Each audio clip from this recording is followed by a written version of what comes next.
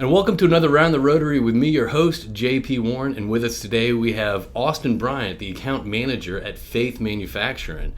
Manufacturing, hard G. That's right. How you doing today, Austin? I'm doing well. Thanks for having me. Absolutely. Excited to be here today? I am.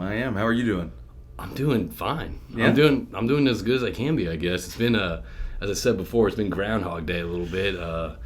You wake. I'm trying not to read the news. Mm-hmm. That's good. Yeah. I'm trying to stay away from that. But other than that, man, I mean, things are going good. But we're not here to talk about me. Right. No one cares to hear my story. We want to hear your story today. Okay. That's the important part. So why don't you just kick us off, buddy? Give us a little background about yourself and kind of how you broke out in the oil field. Absolutely. Thank you. I broke out in the oil field back in 2007, and I would consider myself what I've heard you recently refer to as first generation oil field. I grew up knowing the lead singer of the greatest cover band of all time, the Guzzlers. Wait, where'd you grow up at? In Sugar Land. Okay. That's right. You went to the same high school as my wife. That's right. Okay. Yeah, I think I was 1 or 2 years behind her. We don't need to get into any stories about her, do we? Well, I actually met her through you, so our paths never crossed during high school. Good answer. So let's keep going. I actually entered the oil field in a pretty unique way, I think. This gentleman I mentioned who is the lead singer of the Guzzlers. Right. He was the COO of Alice Chalmers when he gave me the opportunity to start running and setting up band equipment for him and the Guzzlers. Fun fact, I actually, after Noble Drilling, I was at Alice Chalmers before it was Archer for about 3 weeks. I didn't know that. Well, now you do. So does everyone else out there. Great. So yeah, I was setting up band equipment for the Guzzlers going back to when Magnolia Bar and Grill was still open off of Richmond. That's a throwback. That is a throwback. It was around that time, around 2007, that this gentleman stepped away from Alice Chalmers. He was a COO there and started his own PDC drill bit company. And it was really, I think, meant to be a temporary gig at first. He offered to pay me to come in and help clean out the space that he had rented from what was left in there from a previous tenant. Okay. And then I just kind of stuck around and was a member of the maintenance team and helped set up and build the racks that would store kind of the chemicals and things that we would need to build our PDC bits, and taught myself how to weld during that time. And wow. Became in charge of making bit boxes and breakers, and was really just a general shop hand for a while, grunt. And then there was an opportunity, a bit needed urgently to be hot-shotted out to the Permian, and I raised my hand to go. Right. So I leveraged that opportunity into shadowing our Permian field salesman out there.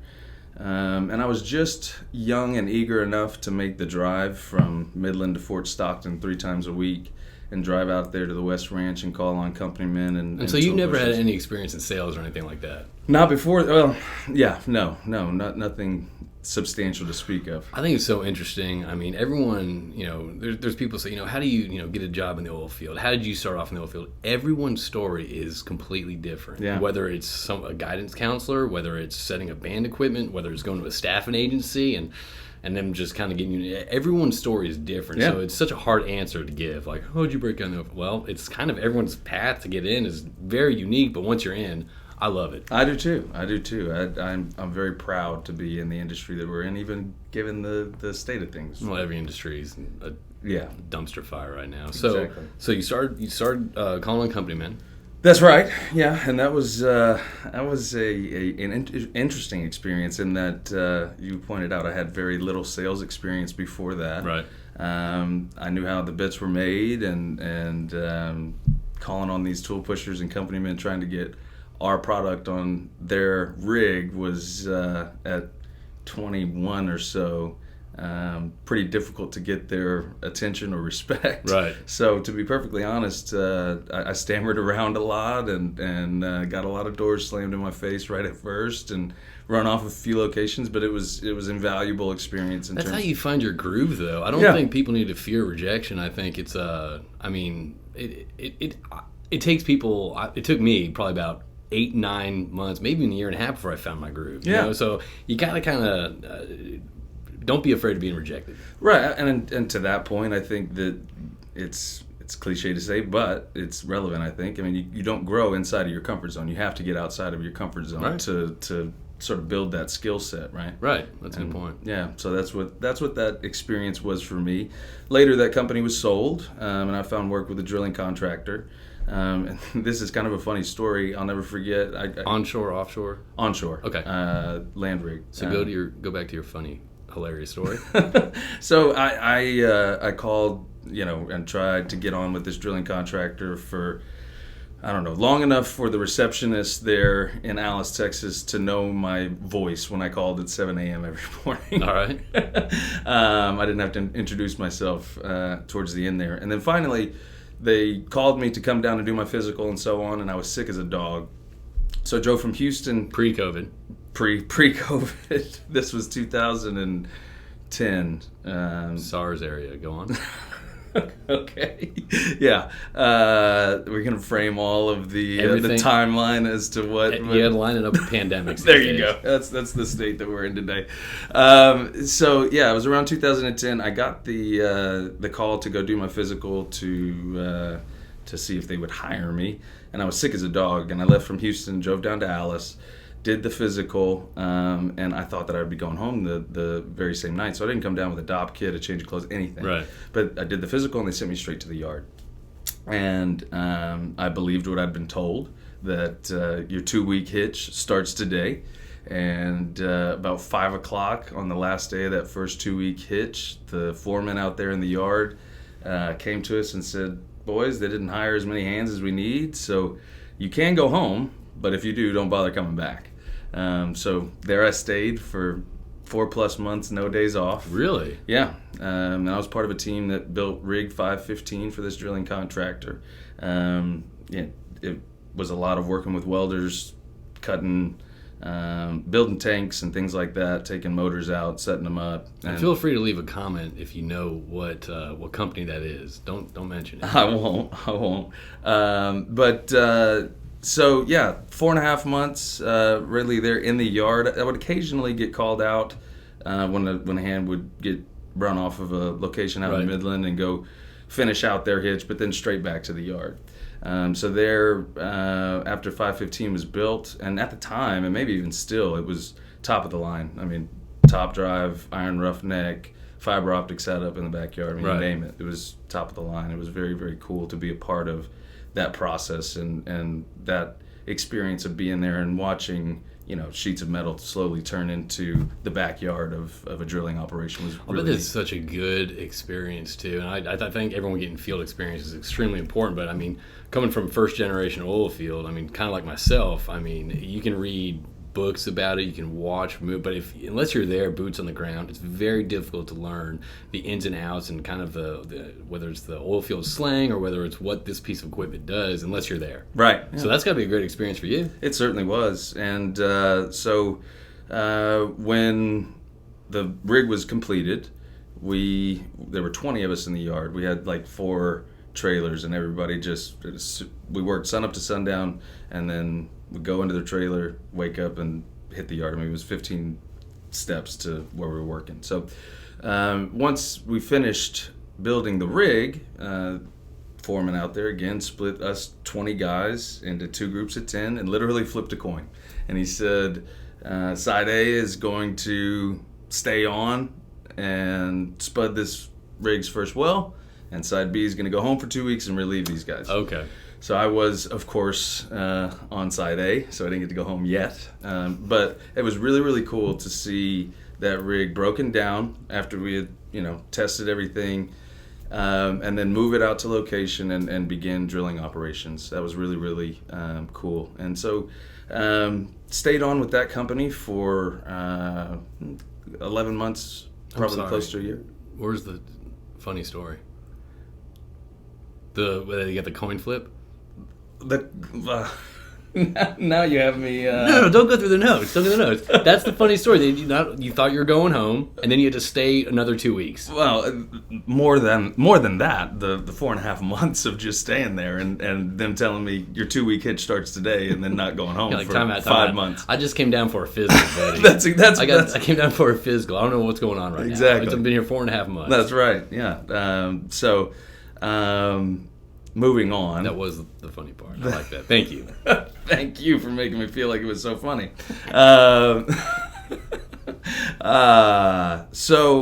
Actually, right when my first child was born, I enjoyed all of my experience with this drilling contractor, and have nothing really bad to say about my time there. But right after my first child was born, I came back, and my first couple of hitches back, really, just bad experiences, a couple of dangerous experiences, and that made me sort of shift my focus and look for something in the city. Right. And so I went and applied for my first corporate position, and landed a spot in the subsea group.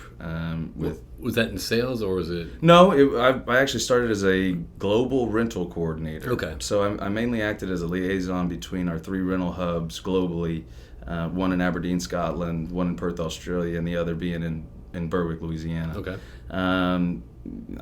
In that role, I got a ton of valuable experience in terms of being exposed to a corporate setting and structure.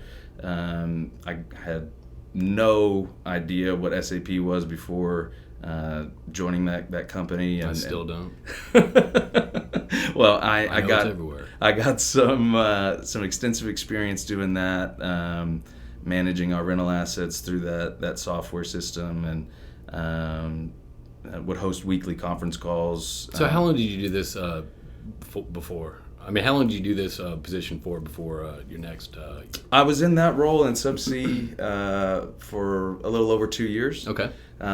Towards the end there, I was spending about every other week, 1 week in Houston, 1 week in Berwick, moving, rental assets through the shop so that we can meet project deadlines, and spending some time down there watching that operation. And not being hands-on in terms of my hands on the tools, but being responsible for making sure asset X, Y, and Z assembled, tested, and out the door. So logistics, quality control. Yes, okay, absolutely, all of that. So how'd you get into sales? I have the gentleman I alluded to earlier, the lead singer for the Guzzlers.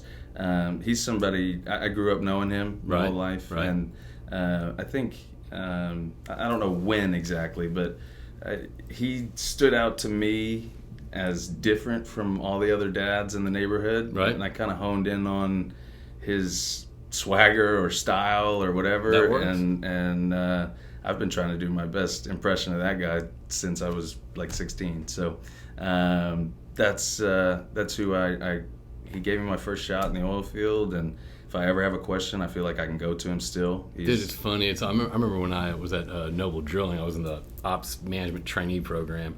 And I remember I was like, before we got into that, I was in HSE. And they were like, career development, JP, what do you really want to do here? And there was like a group of like 4 or 5 older gentlemen, always wore suits, like completely like Mad Men style. You know what I mean? I'm like, that's what I want to do. Yeah. That's exactly what I want to do, because you saw them kind of walk the halls, like they had they carried themselves with swagger, and I was like, okay, that's kind of what I want to do. So how do I get there? It's you got to learn the rig first. That's when I started going offshore. Yeah. For the end goal to get into marketing. To your point, I mean, in terms of motivation, while I was literally pushing that broom in the shop for that PDC drill bit company I broke out with, there was a window to the conference room that overlooked the shop. Right.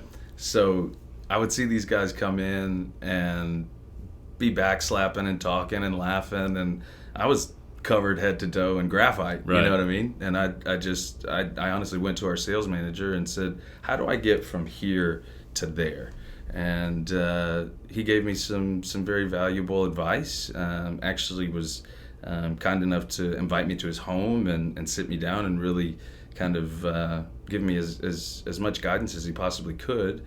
And I took his advice while I was there, and that's what I think gave me the courage to raise my hand when that bit needed to go out to the Permian, and the courage to ask the uncomfortable questions, and so it was good that you got first off, it's good that you actually had the motivation to go to the supervisor and ask them, how would I transition from my current role, which I'm fine with, to a new role, new discipline inside the same company.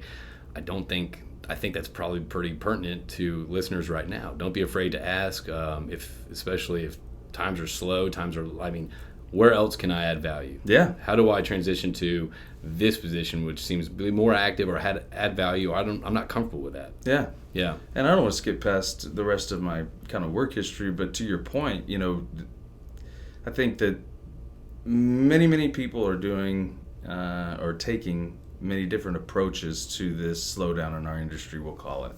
And, at different levels, you have different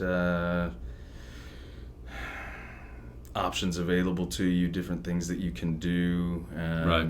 But where I am currently, and well, let me back up and just finish to say that that corporate subsea role, I was essentially at the end of my time there given the option. One of our regional coordinators had been let go, and my wife was pregnant with our second, so I was given the option to move full-time to Berwick or find something else internally. Okay. And because of the support system that we have here in Houston, it didn't make sense for us at the time, with her being pregnant with our second, to go and... Congratulations. Thank you.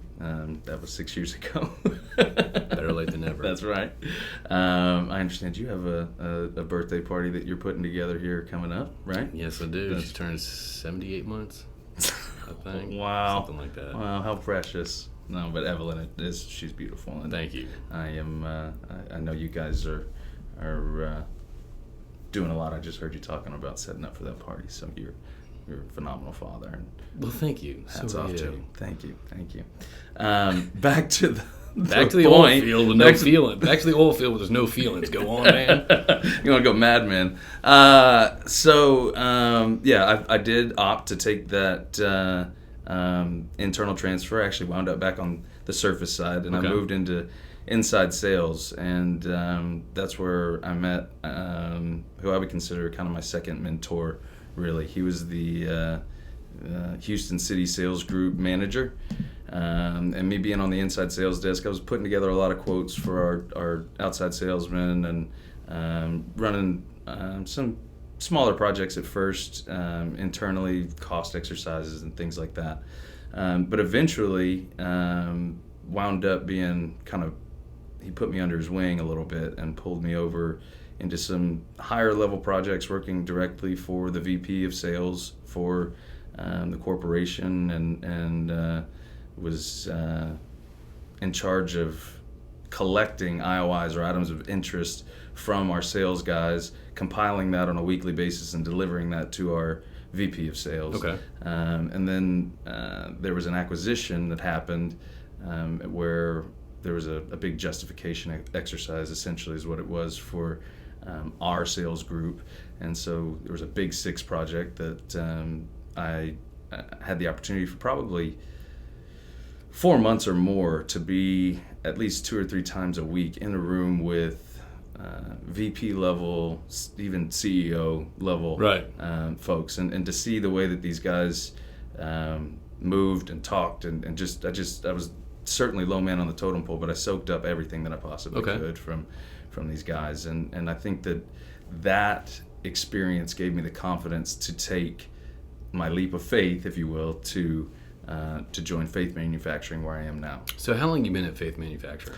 4.5, approaching 5 years. And so you've been in sales when you started there? I did. I started as our global account salesman, global account manager. I constitute the entire global sales force for Faith Manufacturing. Humble brag. So when you went over to Faith Manufacturing, did you know about the products, or did you know actually what they did, or was this one of those like, I'm going to plunge in, I'm going to learn it, I'm going to do the best I can? A bit of both, right? Okay. So it was a new role. It was a new experience for me to step out and be sort of the face of a organization, or however you would say that. But I did come in knowing the product because they were actually a vendor of someone who I left previously. Okay. So that said, I did know I had a pretty good familiarity with everything that fit within Faith Manufacturing scope, and had some connections that from all of my previous roles that would be beneficial in terms of helping us align with either new product lines within the same group, or even expanding our sorry, I don't know if this thing is edited. It's not. Good. But no, my goal coming in was to come in and diversify us as much as possible. Okay. I feel like we've diversified ourselves as much as we possibly can within the oil and gas space. Okay. So how have you? I guess you spoke to this earlier a little bit about during this reduced activity or during pandemic or whatever, it's people have different work, I guess, motivations or attitudes, Mm-hmm. whether they're put their phone on silent in the drawer, in their garage, or whether they're very out and open. How have you adapted to, I guess, the inability to get in customers' office, and how have you adapted and been creative or innovative during these times? And obviously, innovation creation still is probably continuing, but yeah. How have you kind of adapted to this new oil field? So I've kind of gone in maybe not the opposite direction that you have, in a different direction than you have. You've started this successful, awesome podcast, and kudos to you. Hats off. I'm Thank you. your number one fan.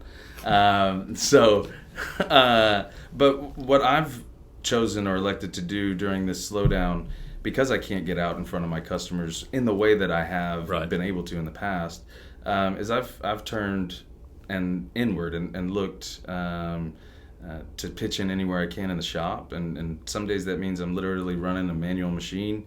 I'm in deburr, I'm in inspection, I'm pitching in and quoting, and Scorpion and the Frog. My nature, I find myself trying to improve processes anywhere that I see room for improvement. I just can't help it, right? So, for example, pitching in and quoting, we have a robust vendor base that we've grown over the 35 years that we've been in business, but even in the small capacity that I have in that group right now, I'm looking to expand our raw material vendors, for example, looking for ways for us to I'm taking the complaints, criticisms from my time out there dealing with being face-to-face with the customers, and I'm trying to improve Faith Manufacturer's process, products, and all that. Exactly. So you've actually taken kind of a time out, and I've heard this from a lot of people, I guess, during the reduced activity and all that. You're doing kind of what everyone says you should be doing. Right. How else can I improve myself at this company? How can I improve this company during this downtime? Because once things go back to, I don't think they're going to go back to normal, but I think once activity starts increasing in the oil and gas industry, which it will, a lot of people are not going to have that time or that focus to do the infrastructure improvements or figuring out what can we do better. So I think that's great that you're doing that, because so that way you come out shining. Yeah, I mean, I'm just trying to sharpen my tool set a little bit, right. And be better prepared to attack once when it happens, when the restrictions are lifted and things get back to normalcy, whatever that looks like. We'll see what that looks like, but I have a feeling these plastic covers and these masks are going to be around, but we don't have to get into all that. We don't have to. Let's not. Everyone's got an opinion. That's right. Everyone's got an opinion. Mm-hmm. All right, so we don't have to get into that. So during these times, besides focused on the shop or increasing the vendor list or improving those, what's important to you, not only professionally but also personally? Well, I would say that it's for me all about self-improvement, and I think that comes down to education, training, and networking. I spoke a little bit about trying to educate myself on internal processes during this time. Training, I've probably read or listened to more books than during COVID than I did in all of high school. But now's the time to do it. I mean, there's no other time. So if there's something that you might think you might be interested in, or there's something that's kind of dry, it's a subject that's kind of dry, but it could improve your resume or maybe you professionally, just do it. Yeah. And for me, I mean, it's all sales-centric stuff. Right. Stuff that I honestly haven't put a lot of stock into in the past or given a lot of time and energy to. Yeah. But now's the time to do But that. now's the time to take all that in. And in terms of networking, I am trying, fledglingly probably, but trying to improve my personal branding on LinkedIn. Right. I have actually gotten a lot of great pointers and advice and picked up some great tips from guests that you've had on your show, Justin, and as recently as Maciel Diaz and Jamie Elrod. Yeah, they had a great one about personal branding, digital absolutely. branding. Yeah. So, and then when it comes to training, one cool thing that our company's done, and this started pre-COVID, but Jocko Willnick and Leif Babin have a book or a program called Extreme Ownership. Okay. And our entire management group went through that training, if you will, all together. And we found it so effective that after doing it, we pulled every single employee in Faith through that training. And what we found is, like, almost overnight, going through that material together, we started speaking the same language, and the feeling of being siloed was almost eliminated. I feel that so many companies these days, and especially now when everyone's kind of like uncertain about the job, uncertain about the industry, I feel like everyone kind of does get in that hunkered down, head, under the sand, silo mode where you're not communicating with everyone. Right. And actually, that kind of segues. So I'm glad you started bringing that up. That kind of segues into the next point that I have is how has, if you can speak to this, how has faith kind of not transition, but what new. I guess because we were discussing, I guess, offline, and you had so many good different points of conversation about what faith is doing in this. This is when I go on one of my tangents when I'm trying to make one point and I keep talking for a paragraph or two. Yeah, you got a lucky wife. I've already done that. So I was 3 or 5 times. So what has faith done during these times? You talking about you personally going to the shop or vendor list, and all that, but what has faith done during these times? And that's an excellent thing that y'all. What was that leadership? The ownership? Extreme Ownership by Jocko Willnick and Leif Babin. I can't recommend that highly enough. Okay. And so what else have y'all, has Faith done during these times? I guess in terms of innovation, we have plans for growth. Okay. But, those are all contingent upon the market justifying us being able to pull the trigger. It's everywhere, that. So I don't want to give off the impression that we're hunkered down or waiting for things to come back. I mean, I'm trying to get in front of as many people as possible, and despite all of the restrictions in place, I've made a road trip as recently as close to a month ago, and drove up through Stephenville and Dallas and Fort Worth and Oklahoma City, and the another phrase I've stolen from you, frustomers, the people that I'm actually being able to stay in contact with, even though their offices may be shut down. I'm exerting some influence and trying to get them to meet me for dinner or whatever, a cup of coffee or something. I mean, there's people that are very hesitant about going out, which is fine. Everyone has their own risk threshold. Sure. But I'm finding that some people that really do kind of want to get out of the house, want to have that cup of coffee, want to grab dinner, want to just meet up. Just to Zoom. I mean, it's just like just to change scenery. Yeah, absolutely. Yeah, absolutely. The golf course and the clay course have been very valuable. Although I am the world's worst golfer. I can bet you on that. So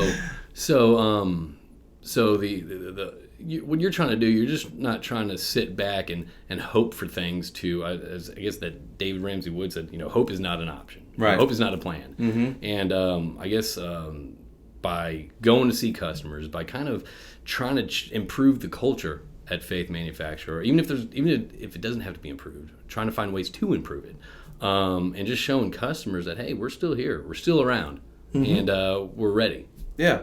Well, to that point, in terms of still being around, I guess I should speak to Faith Manufacturing and who we are as a company and how we are positioned. I think Absolutely. Anybody listening would probably be more interested in that than my background. Faith Manufacturing was started in 1985 by the two gentlemen that still own the company. It's being run now by second generation. Okay. But there was something like what we're facing now going on back in the mid 80s in terms of a downturn. And Greg Webster and Larry Gustine, Faith Manufacturing's owners, worked out at the infamous Cameron Silver Road facility back in the 70s and early 80s. Okay. And when the downturn of the 80s reached its peak, that facility at one time housed thousands of employees. And they were watching friends of theirs getting let go in waves of hundreds. So one night, sitting on the tailgate of one of their trucks, they decided to step out, take a leap of faith, hence the name, and took a voluntary package and started their own operation. So they started it during Exactly the previously worst downturn until today. Until what we're facing now. Yeah, hold my beer. We got something on you. Exactly. 85. Yeah. So, I think that shows an incredible amount of courage and confidence in their belief in themselves. They set up shop at first in a industrial park up in Humble, and rented out basically a garage space. They went to the Bush factory and picked up a couple of manual machines and borrowed a compressor from one of their fathers, and started really just by taking overflow work from friends of theirs who had other machine shops, and then leveraged their relationships with their former colleagues at Cameron to become a vendor for their old company.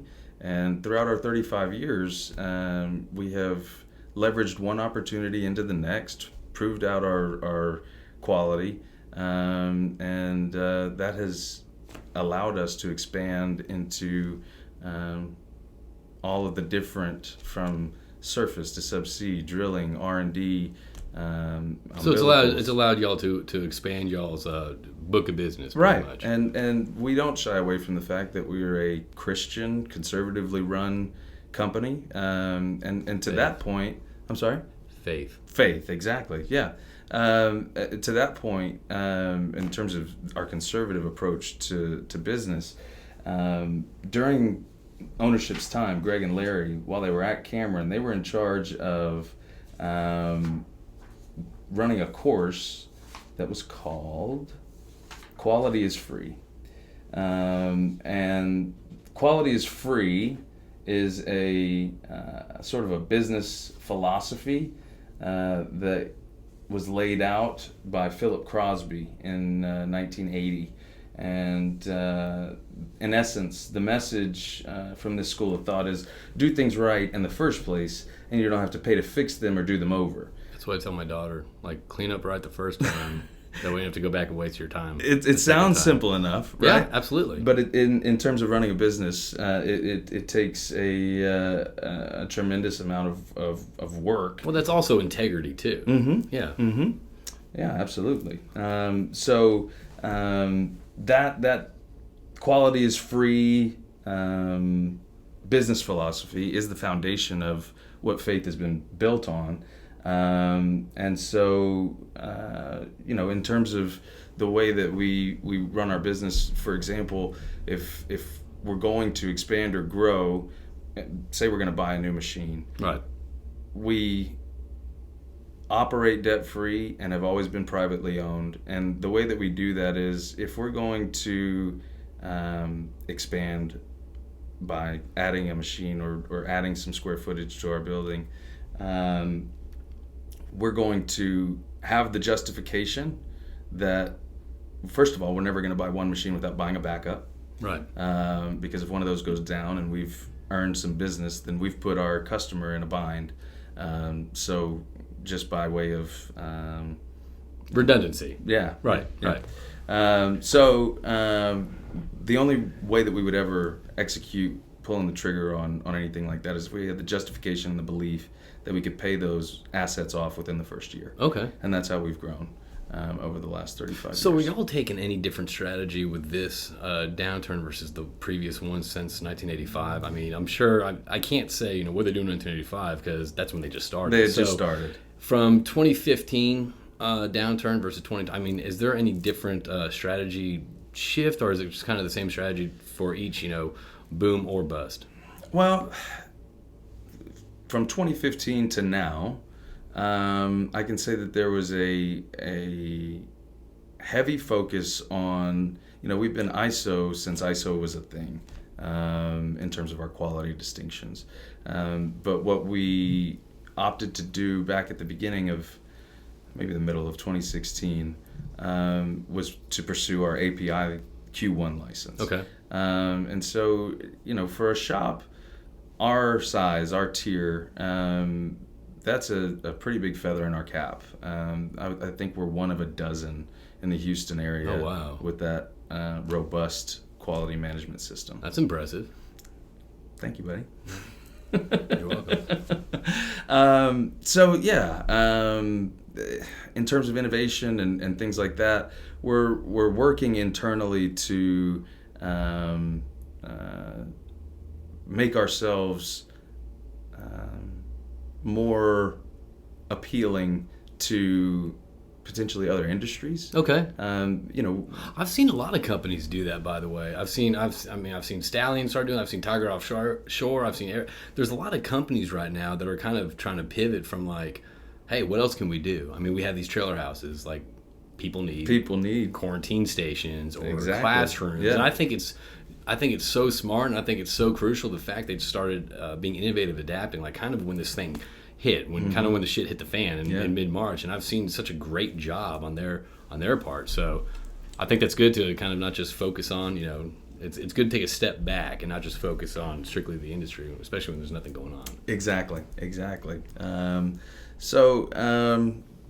I guess the message there in terms of our conservative business practice is that we started our business during the closest thing to what we're facing now. We have taken little by slowly, conservative step after conservative step to grow and become a global supplier. I mean, we deliver oil field components from the Permian to Romania. Right. I mean, all over the world. Like I mentioned, we're privately owned, have been since inception, and operate debt free. During this time, because of the massive slowdown, unfortunately, a lot of our competitors have closed their doors. But Faith is in a position to ride out this downturn for as long as it could possibly last. And y'all have done that through y'all's conservative, whether it's purchasing, spending, acquisition habits. That's right. Okay. Yeah. And so I think that's going to leave us positioned to be, we'll be in a far better position, I think, than most of our competition when things turn around. Okay. So what are you looking forward to personally? What am I looking forward to personally? I'm looking forward to getting back in front of my customers. Dude, I miss that too, man. Like my wife, she loves this corn. She's like, this is like my heaven. Like, I don't understand that mentality. Like, this is fine. Like, I'm like an introvert. This is how I charge up. And mind you, I'm like running circles. I'm like, this sucks. Yeah. Like, I miss my friends. I miss my frustomers. I miss getting out in front of people or meeting new people. Yeah, absolutely. That's I the thrive toughest on thing. that. I do too. That's how I recharge. Yes, absolutely. That's been the toughest thing about, besides seeing everyone, a lot of people lose their jobs and, the complete, tailspin that everything's gone in. But that's the one thing I miss. I miss that the most. And then, sorry about that. And then, we good? Yeah, we're good. I'm sorry. Good. I apologize. No worries. So now what? Now what are you going to be focused on? You've done the training. You've pushed the training down to the entire thing. The silos are gone. Now what's the next steps for y'all? So I guess the question that you would ask me is how do you see things evolving in our industry? And I can speak to it from a manufacturing All right. perspective. Absolutely. Something I believe to be true is that every purchase ever made was based on emotion and backed up by logic. And I say that to say that no matter what the landscape looks like, there will always be the need for that human element. And it is and forever will be our responsibility for those of us in the world of complex corporate sales to help guide our customers through the buying process with integrity and empathy. Right. However, that said, the only thing that's constant is change, right? So our industry will continue to evolve, and we in the machining space have to adapt, innovate, and evolve with it, or be phased out, period. Although COVID turned things into a dumpster fire lightning quick, it won't look like this forever. And once we turn the corner on COVID, pray God it's not another pandemic, but there will be another obstacle present itself. So we have to constantly be asking and reminding ourselves who we are, who we're not, who we want to be aligned with, and how to align ourselves so that it's a win for both sides. Right. And that's true, though. It's one of those things. You're right. It's always going to be something.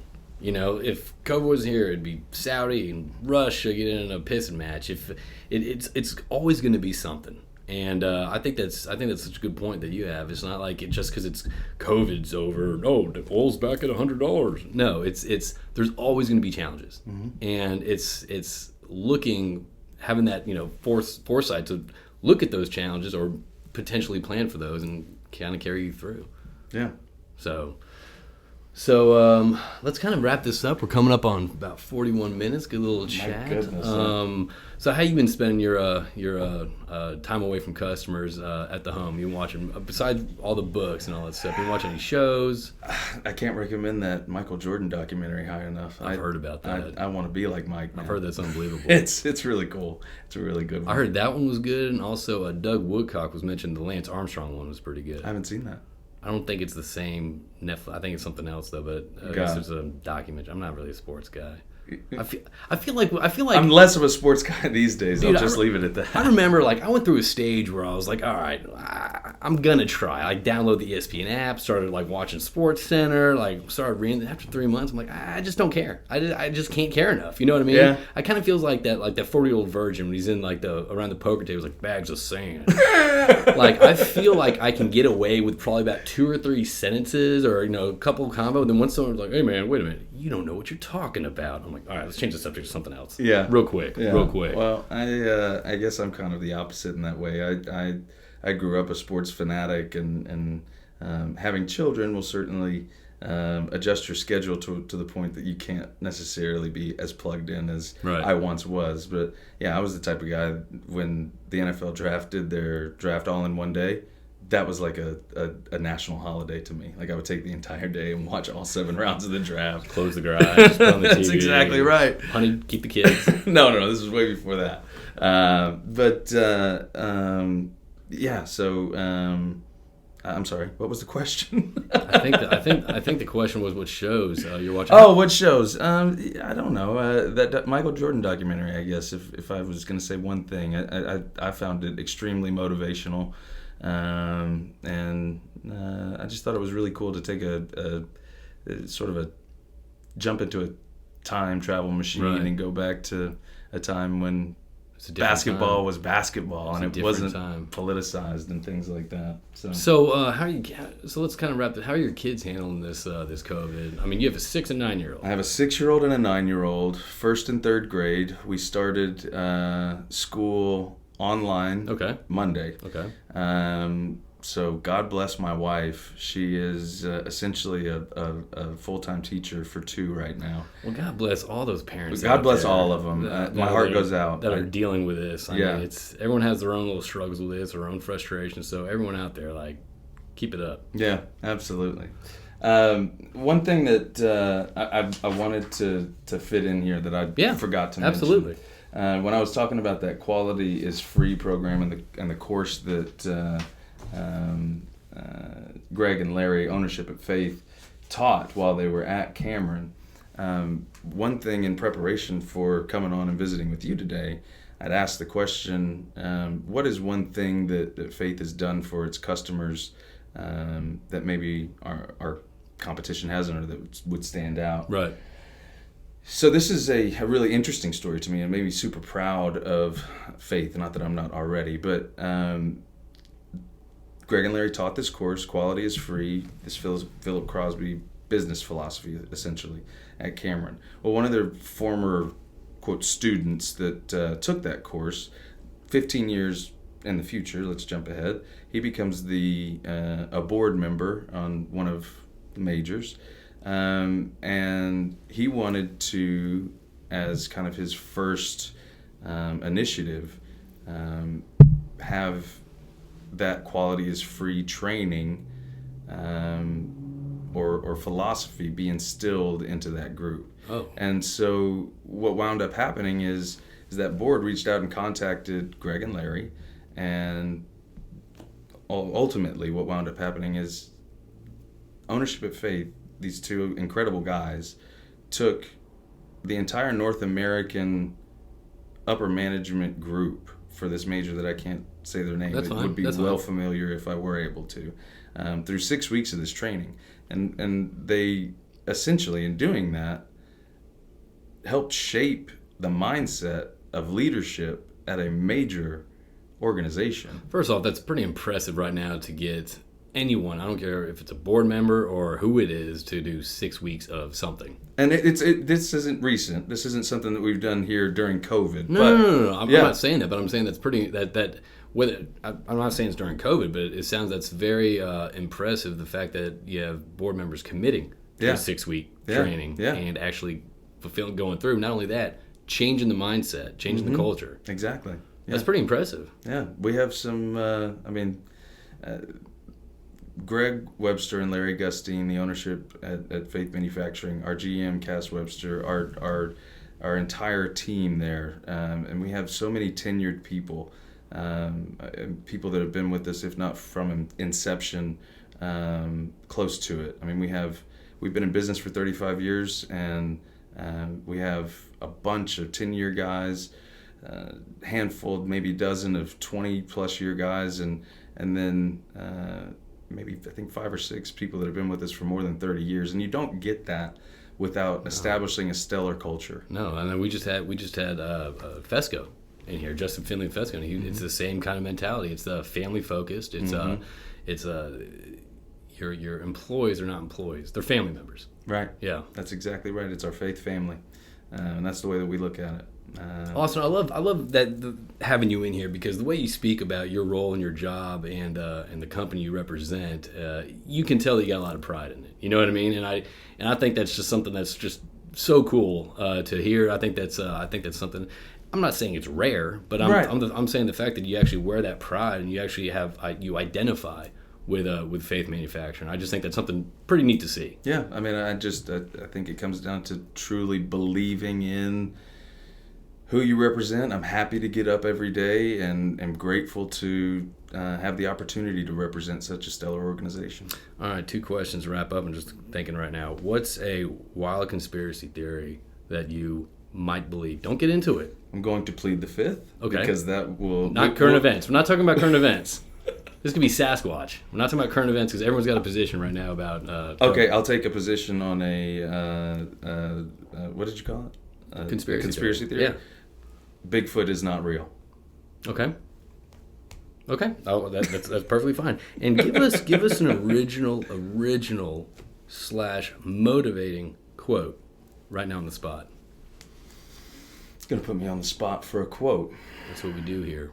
That's how you grow. I mean, from the first sentence, you change. That's how you grow. That's right. Get out of your comfort zone. This is not original. Okay, give me this, and then I want original. Go. Okay. The things that we want most will be found in the places that we least want to look. Jordan Peterson. Jordan Peterson. Okay. Now give me an Austin Bryant quote. I am so grateful for the opportunity to be on here today. Jeez. All right, guys. Well, anyway, everyone, this is Austin Bryant, the account manager at Faith Manufacturing. I appreciate you coming in today, man. I think you got a great story. I think that we have so much to cover. Love to have you back on. Really enjoyed hearing the story behind Faith. Really enjoyed hearing your story. And again, thanks for coming in, man. And if anyone wants to get in touch with Austin or myself, you can reach us at roundtherotary at cap-petro.com. Again, that's roundtherotary at cap-petro.com. And I have to plug CPC. For any project engineering or well site supervision out there or supervisors, you can reach out to me or give me a call. Or go to www.capitalpetroleumconsultants.com. All right, Austin, we appreciate it, man. Thank you. All right, buddy. We just shook hands for those of you that aren't watching.